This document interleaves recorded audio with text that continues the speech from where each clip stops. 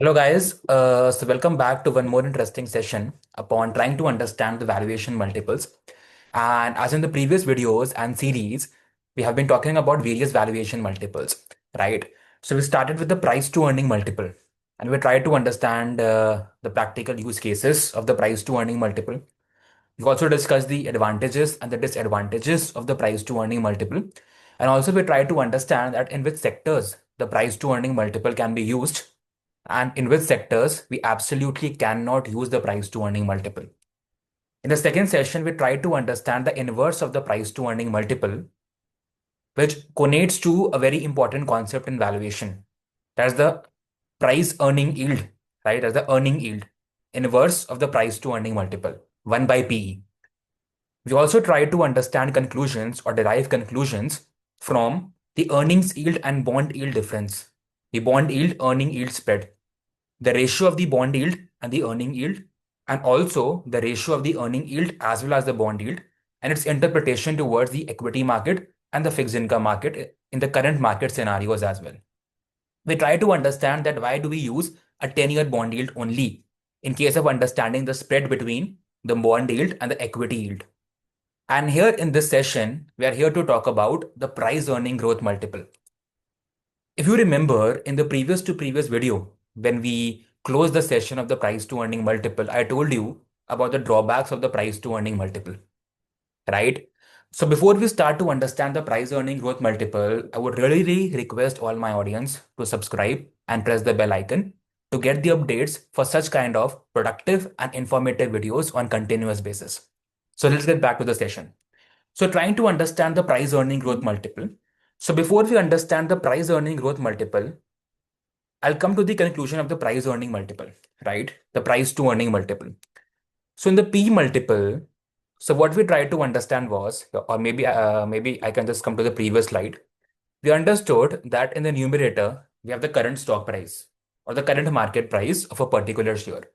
And in denominator, we have the earnings per share EPS, EPS being a proxy for profit. But the problem with the price to earning multiple is this earning per shares number is a trailing 12-month EPS. The earnings which the company has already delivered in the past, trailing 12-month EPS, past 12-month earnings.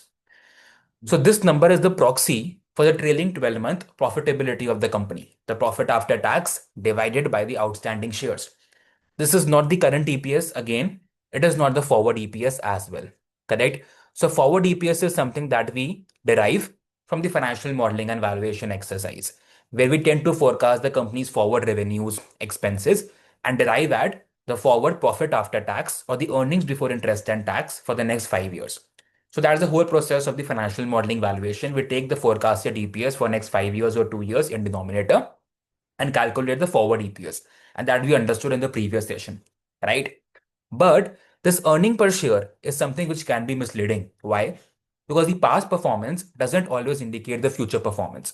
What do I mean by that? I simply mean if the company has performed well in the past, अगर company ने past में अच्छा perform करा है, it doesn't mean the company will do well in the future also. And the vice versa is also true. If the company has performed bad or not so good in the past in the trailing 12 months via the EPS, that doesn't mean the company will not do well in the future also. Correct? So that is something we need to understand. So this number can be misleading in most of the scenarios and sometimes many of the scenarios.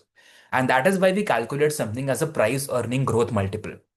Because here, if you see in the price to earning multiple in your denominator, you're just taking into account an absolute number. An absolute number. It's not even a percentage growth number of the earnings. It is just one absolute number. And one absolute number can be surely misleading. So hence, this denominator can be surely misleading. And that is the reason we take into account or look into account the price earning growth multiple, which takes into account the earnings growth rate, the EPS growth rate in denominator. The formula says the price to earning multiple in the numerator, that is the multiple that we calculated in slide 2. So the answer that you get here, the final answer that you get here after dividing the current market price by the earnings per share, the whole number becomes the numerator in the price earning growth multiple. So in order to calculate the price earning growth multiple, you need to know the price to earning multiple. You cannot calculate the price earning growth multiple until and unless you do not know the price to earning multiple. So the price to earning multiple comes in the numerator, and in denominator you have the earnings growth rate. It is simply the EPS growth rate. Earning per share का कितना growth rate रहा है. Again, the price earning growth multiple can be calculated both on a trailing basis as well as the forward basis. I'll repeat my point. The price earning growth multiple, the PEG ratio, can be calculated both for a trailing basis as well as for a forward basis. But the analyst in the real world scenario, mostly they tend to calculate this on a forward basis. They take the current price to earning multiple in the numerator, and they take the forward or the projected or the forecasted earning growth rate. So for example, if we currently stand in 2026, so I'll be taking the forward earning growth estimates for 2027 and 2028. I'll be taking the current price to earning multiple as on today, but the forward earning estimate for next 2 years, for 2027 and 2028. And I'll be calculating an earning growth rate between the two estimates.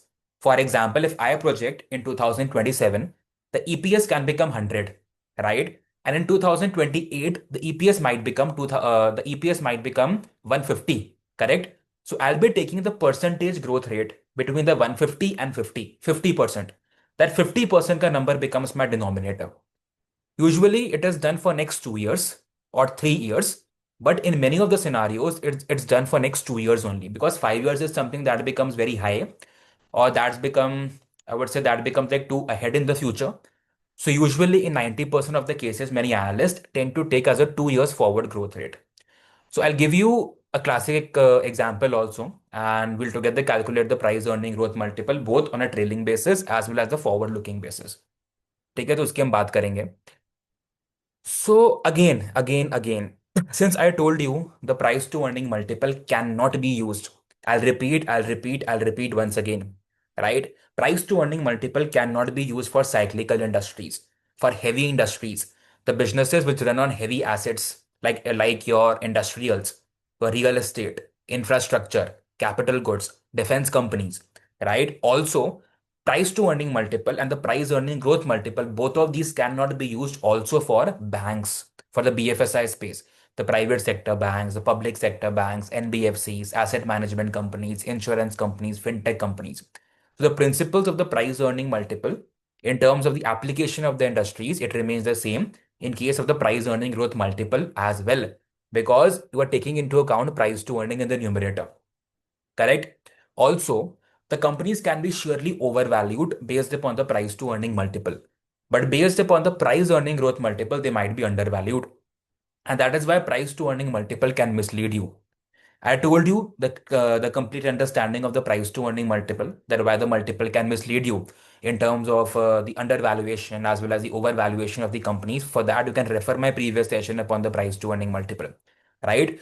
But here, if you try to understand the price earning growth multiple, it's taking into account year on year growth rate of the earnings, and that is much more realistic of the company's performance. If the company has been growing well for 2 years or 3 years, or the company's earnings are projected to grow well in the subsequent 2, 3 years, that becomes a fair estimate of trying to gauge the valuation of the company. Because a 1 year absolute number, 1 year trailing 12-month number tells you nothing. The number can mislead you. But the company had been growing well in the past over the years and years and years, and also projected to grow well over years and years and years in future. अगर company की पहले की growth अच्छी रही है, for the calculation of the trailing price earning growth multiple, and अगर company की आगे की भी ग्रोथ 1 साल 2 साल या 3 साल अच्छी ग्रोथ एक्सपेक्टेड है, that will give you much more better indication upon the companies valuation instead of just looking at one absolute number, right? As we looked in the case of the price to earning multiple. Also, as we talked about in the price to earning multiple, that the price to earning multiple is being impacted by interest rates, risk, and growth. Interest rates, risk, and growth. Similarly, the price earning growth multiple is also impacted by, again, three most important things, same as the price to earning multiple. One is your interest rates, second is your risk, and third is your growth. Again, I won't go deep dive because the understanding and the relationship between all these factors remains the same as in the case of the price to earning multiple. So the interest rates in the environment always had, or in most of the scenarios, are expected to have a negative correlation with the price to earning multiple. That is, the higher the interest rate in the economy, lower will be the price to earning multiple. Not always, but the expectation is there. And the similar relationship happens in case of the price earning growth multiple also. Higher the interest rate, lower would be the price earning growth multiple. The logic remains the same. We talked about the terminal value. We talked about discounting of the future cash flows, right? The same logic applies towards the price earning growth multiple as well. So if you haven't watched the previous session upon the price to earning multiple, please refer that. Please watch that. And again, if you're liking if you are really liking this video, insisting you to subscribe and press the bell icon for continuous updates on this channel. Second factor, risk. Again, interest rate and risk have a kind of a similar relationship. The interest rate always, or in most of the scenarios, has a negative correlation with the price to earning multiple. And the same relation stands true for a price earning growth multiple as well. Higher the risk in the market, it gets encapsulated into the interest rate, right? Interest rate is nothing but your discount rate or the opportunistic cost of capital. So higher the risk, lower would be the price earning growth multiple. Growth, this factor tends to be tricky, right? In case of the price to earning multiple, we understood that the growth and the price to earning multiple have a positive correlation. That is, higher the growth, higher would be the price to earning multiple. But in case of the price earning growth multiple, it tends to exhibit an inverse U relationship. I'll repeat my point. The relationship with the interest rates and the risk tends to be same with both the price to earning multiple as well as the price earning growth multiple. But if we talk about in case of growth, growth has a positive correlation with the price to earning multiple. But the relationship of this growth factor with the price earning growth multiple is inverse U. That is, when the growth rises, the price earning growth multiple initially rises. जैसे जैसे आपकी growth बढ़ती है industry की, stock की, company की, initially the price earning growth multiple also rises, but it reaches one inflection point. It reaches one inflection point, and as the growth continues to rise, this begins to fall. So with the growth, it always exhibits an inverse U relationship. Till a point of time, the price earning growth multiple rises with growth. It reaches one inflection point. So once it reaches this inflection point, it begins to fall after that. Correct? And that is something we want. So usually the books tell us that having a price earning growth multiple of less than 1 is good and having a price earning growth multiple of more than 1 is bad. But in the real life scenario, you might not find good quality companies और बहुत ही rarely कोई ऐसी company मिलेगी जिसका PG less than 1 मिलेगा. अभी the markets have corrected right after the US Iran war, तो हो सकता है बहुत कंपनीज पीईजी लेस देन 1 पे ट्रेड कर रही हो. But in the real market scenarios, if a PEG is less than 2 or less than 1.5, it's a good company, high growth company. That company might be sheerly overvalued based upon the price to earning multiple. ठीक है, मेरी बात को ध्यान से सुनना. हो सकता है कि प्राइस टू अर्निंग के बेसिस पे, प्राइस टू अर्निंग मल्टीपल के बेसिस पे कंपनी महंगी दिखे, ओवर वैल्यूड दिखे. The company might be over valued, might be trading at multiples upwards of 50, maybe 70, 100, 120, 140, 200, 250. But on the price earning growth multiple, it might be less than 1 or less than 1.5 or less than 2. It is fine. 2 से ज्यादा है, then it might be a problem, right? But if less than 2 or less than 1.5, if you can get, that's a very good companies, correct? So in this case, your price earning multiple can mislead you. Your price earning multiple can mislead you. You might sell off a stock or you might ignore such high quality, high growth companies based upon the price to earning multiple because the price to earning multiple is very high, 50, 60, 120, 250, 300. But the price earning growth for such companies might be less than 2. So always look at a price earning growth multiple. Here, I do not mean कि ignore the price earning multiple, but after trying to understand the price earning multiple or gauging the price earning multiple, always calculate the price earning growth multiple. And that is something that you might have to calculate in most of the scenarios. Various websites might not give you that. ठीक है, तो ये हमें जानना है कि company की इतनी अच्छी ग्रोथ हो गई है कि एक इन्फ्लेक्शन पॉइंट के बाद the PEG has started to fall, and that is something that we want. Because again, I'll repeat my point, the price earning growth multiple is taking into account year on year EPS CAGR growth, right? EPS में कितनी growth हो रही है versus just an absolute number, which happens in case of the price to earning multiple, and that is something we need to be very much cognizant about. ठीक है, अब एक हम एग्जाम्पल लेते हैं एक रैंडम कंपनी का. And all the examples again which I take are just for education purpose. They do not mean that any kind of stock recommendation. I'm not enticing you or luring you to buy that particular stock or sell that particular stock. Always consult your investment advisor for such kind of decisions. So all the examples taken here are just for information purpose and not as investment recommendations. I mean very clear about that. ठीक है?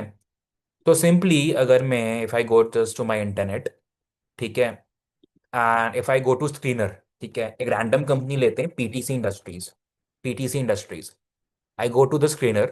On the PTC Industries, it says the current stock PE is 370. The current market price is 16,443. That's fine. So price to earning हमारे पास है. And in the previous session, we understood how to calculate the price to earning multiple as well practically.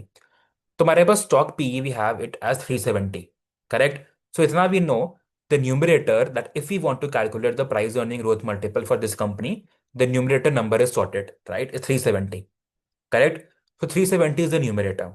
Now, if I want to calculate a trailing price earning growth multiple, that is, I'll be taking into account past 2 years ka at least EPS growth rate. I can't take for 1 year. Correct? Sense makes to take it for 2 years at least. Correct?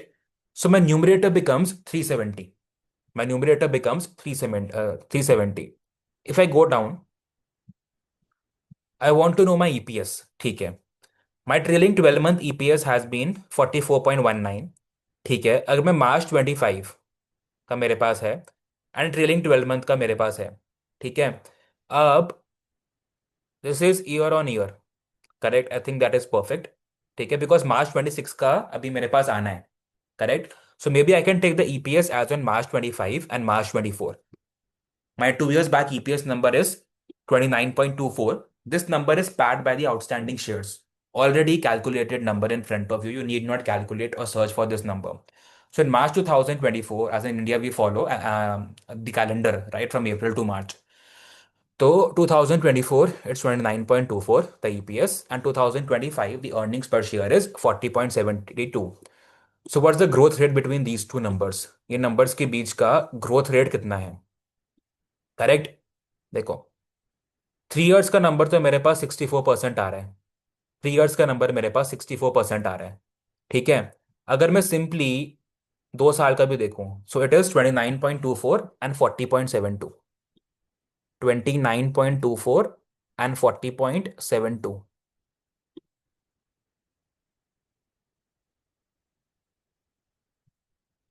Just a second. 29.24, let me open the Excel file, and 40.72. So 40.72,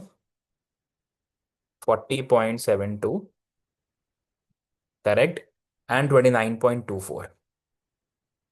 Maybe I'll just zoom in these numbers for you as well. ठीक है, तो यहाँ मैं लिख देता हूँ 29.24. So this is my EPS for 2024 and this is my EPS for 2025. So once I get for 2026, I can take my 2026 and 2025. In that case, I can ignore 2024. So here I can simply calculate the percentage change, right? I can simply calculate the percentage change. How can I calculate that? 40.72 by 29.25 minus 1, right? It gives me 39%. I can change it to percentage. I can change it to percentage, right? It gives me 39.26%. Correct? So, screener पे मैंने देखा था my stock P was 370. The P of the stock was 370. Correct? How can I calculate the PG multiple? It is simply your PE, the current price to earning multiple, which is there on the screen already. You aren't even calculating the price to earning multiple. You just calculated this number divided by 39.26. Divided by 39.26. Correct? My EPS growth rate. अब यहाँ पे if I just convert this number, मैंने percentage में इसको कर दिया है. I need to do it, take it as a 0.39. Right? 39% is 0.39. So this is my 370. That's my current price to earning multiple. And I divide this by my earning growth rate. What has been my earning growth rate? Correct? It comes out to be 948.719. Right? So like, isn't something wrong? Isn't something wrong? मेरा PE is 370. मेरा PE is 370. Correct? And यहाँ पे when I'm dividing my current PE by the forward earning growth, Correct? It comes out to be what? It comes out to be, ठीक है, and अगर इसी formula में I simply calculate a CAGR for 2 years, right? Now let's try to understand. 40.72 by 29.25, मैंने 2 साल का लिया, correct, to the power of 1/2, 1/2 -1. अब कितना नंबर आ रहा है? 0.18, correct, 0.18, correct. Now, if I just take it to 0.18 here, it gives me 2054. 2054. Correct? 2054.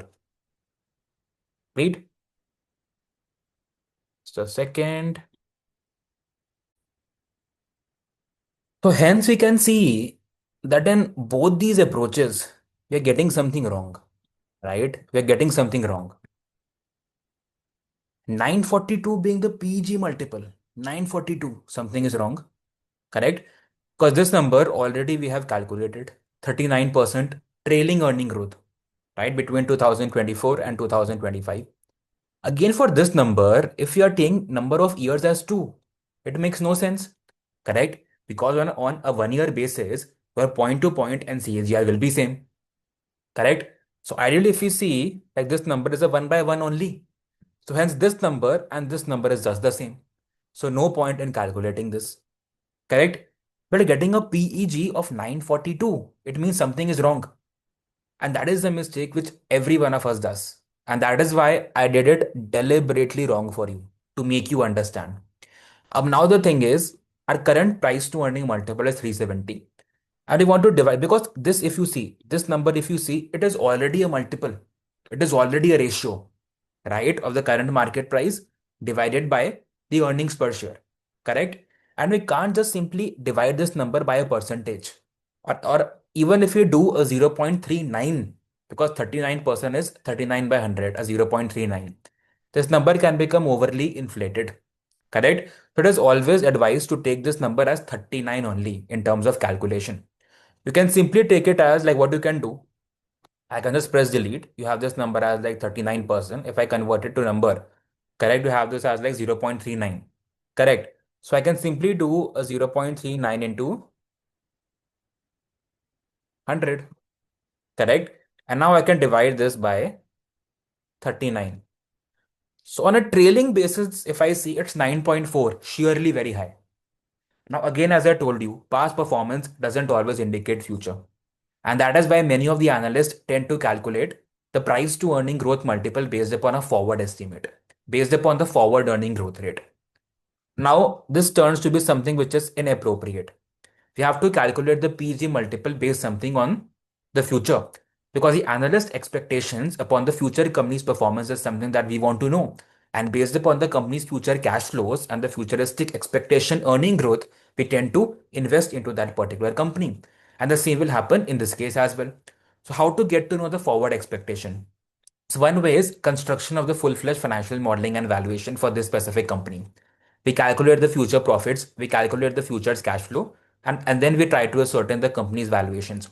And based upon that, like, we'll be getting a forward EPS, right? So once we calculate the company's forward revenue and forward expenses, and then we calculate for the forward 5 years the company's EPS, right? So based upon that, simply we can calculate that what has been the earning growth rate, the forward earning growth rate. We calculate the forward EPS for 2027, then 28 ka number will be different, then 29 ka number will be different, then 30 ka number will be different, 31 ka number will be different, right? We simply take the percentage difference or the percentage change or the CAGR difference between the forward 2 years number, and that number we can put in here.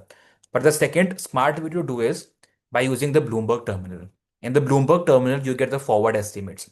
So, for example, if a company X, right, is building upon a financial model for this particular company, the company Y will be doing the same, the company Z will be doing the same, and every other company will be coming up with different estimates. So, for example, JP Morgan might come up that this company's expected profitability CAGR is 30%.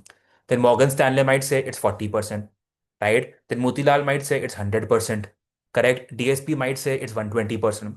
So based upon all the analyst expectation and the entire globe, the Bloomberg terminal tends to take an average analyst expectation. So taking into account all the numbers, all the forward estimates by all the analysts in all the asset management companies and investment banks, a forward estimate is taken. And based upon that, an average number is taken, and that becomes the average growth rate. और the one thing is not everybody shall be having the access to the Bloomberg terminal. ठीक है, सबके पास तो Bloomberg terminal का तो access होगा नहीं. Correct? So one way to do it is using a link, your market screener. Right? You guys can use a link which is simply your market screener. Correct? So screener का link is different and market screener is something different. You can simply type marketscreener.com. You'll get this. ठीक है, तो यहाँ पे in symbol और keywords I typed PTC Industries. I typed PTC Industries. मैंने यहाँ पे टाइप करा. So once I type the PTC Industries, this window opened up. Right, this window opened up. यहाँ पे I have the company's financials. So all these options are there with me. Over charts, news, company financial, valuation, consensus, ratings, calendar, sector. मुझको जाना है company के financials पे. And here I need to go to the analyst forecast. In the analyst forecast you can only try, you can also look forward for the multiple ratios. बहुत से आपको ratios भी यहाँ मिल जाएंगे. ठीक है, इसका paid version is also useful. All the different kind of ratios you find here. ठीक है, बट हमको रेशियोज पे नहीं जाना अभी. As of now we have to go towards the analyst expectations. तो फाइनेंशियल्स पे you go to the analyst forecast. Again it will give you the almost similar forecast as the Bloomberg. ठीक है. अब if you go down you see EPS 2026, 2027 and 2028. Correct? So 2026 and 2027. So 2026 is yet to be over. Correct? So if I take कि 2026 में it was expected हमारा EPS is 60.1. In 2020 and again this 2026 is again an expected number. Correct? 2026 is still yet to end. So as a full trailing 12-month EPS, it's estimated to be 60.1. 2025 had been 41.33. ठीक है, अब हो सकता है किसी website में 41.32 हो, किसी में 42 हो, किसी में 41.27 हो. A few decimals here and there, it's fine. Correct, but ऐसा नहीं होना चाहिए कि on screener it is 48 and यहाँ पे it is 41.33.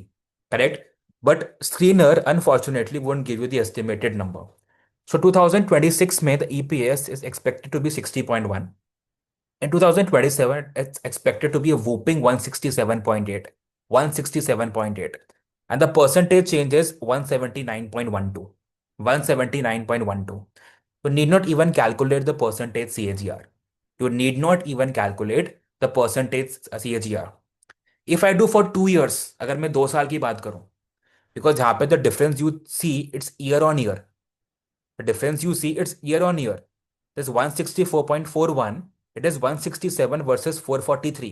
It is not 60 and 443. Correct? But here I want to know forward 2 years. Correct, 1 साल पे मुझे नहीं है. ठीक है, ट्रेलिंग मैंने लाइक 1 ईयर के बेसिस पे निकाल दिया, it's fine.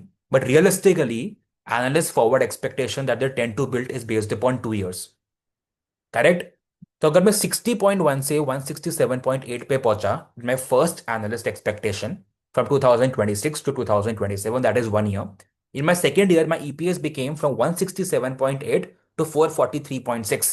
So hence my two numbers are 60.7 and 443.6. 60.7 and 443.6. Now let's calculate a 2-year CAGR between those, like between these two numbers. Okay, so just remember these numbers. 60.1, I'll go back to the Excel file. It is 60.1 and 443.6. 2026 में it is 60.1 and 443.6 in 2028. Right?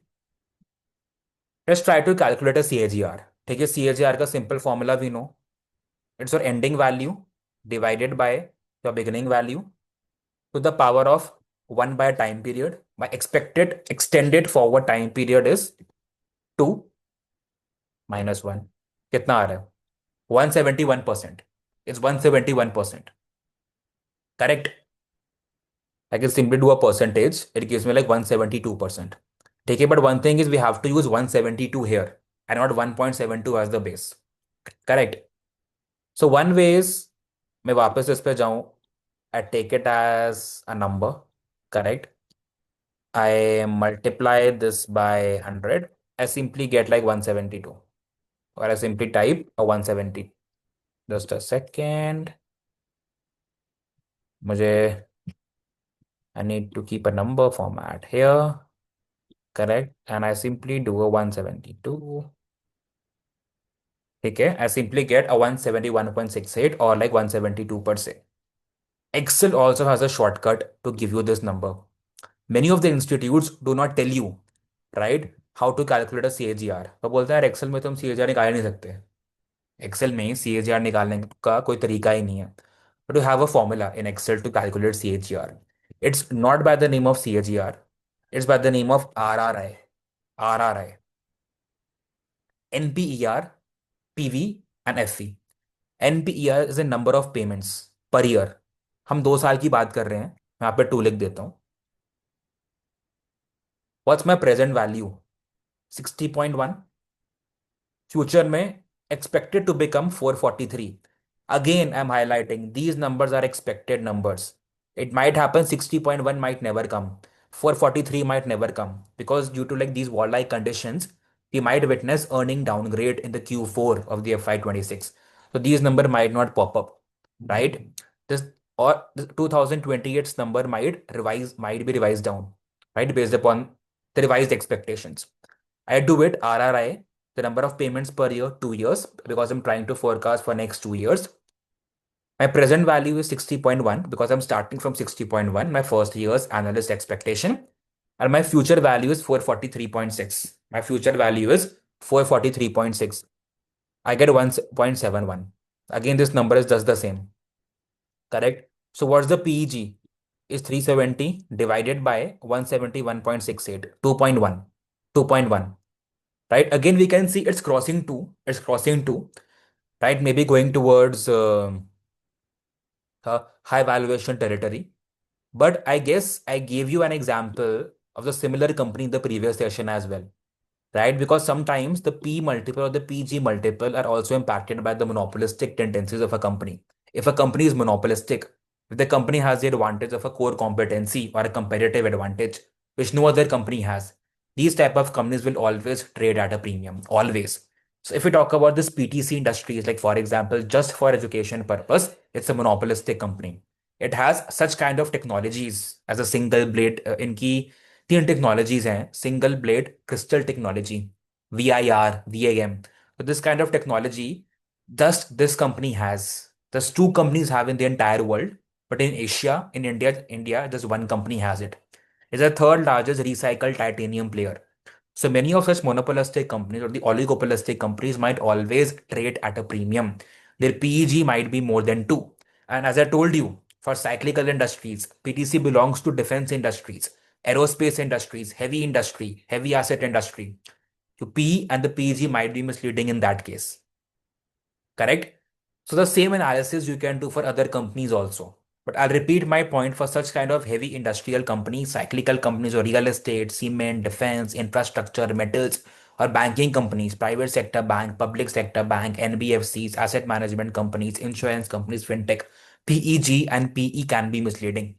But for the other asset light companies or barring these sectors or themes, PEG and PE can give you a good indication. Correct? Ab, for example, if I just go back, if we take example of like one more realistic company, again, no stock recommendation. मैं वापस जाता हूँ, I go to screener and maybe I take an example of so what company can we take? Infosys. Infosys. Correct. We take the example of Infosys. The P is 18 because IT stocks have suffered a crash down because of that AI hit, Anthropic and different companies trying to take away the legacy businesses. 18 is the stock P. ठीक है. And if I go to market screener, I go to Infosys and I'm sure अगर earning growth किसी company में होगी ही नहीं, right, which might happen in IT, again the PG might be more than 2. Correct, because the base might be too small. अब मैंने यहाँ पे Infosys तो टाइप करा था, मैं सर्च करता हूँ. ठीक है यार। ठीक है। Now may B I just open the fresh tab market screener. अब मैं लिख यहाँ पे Infosys. Infosys limited. I go to financials, I go to analyst forecast. Correct. बहुत कम आ रहा है। हम खुद ही देख सकते हैं, 9%, 8%। P18 है, तो इसका PG लाइक अराउंड 2 तो रहना ही है। इसका PG अराउंड 2 तो रहना ही है। Correct. Let's see Dixon Technologies. Dixon भी देख लेते हैं। Let's see Dixon. ठीक है। नाउ बस गिव मी अ सेकेंड। से जो डेली लिमिट रीच्ड, ठीक है, that is fine. I'll just close this. I'll go to Dixon. I'll go to Dixon. Dixon का P is 45.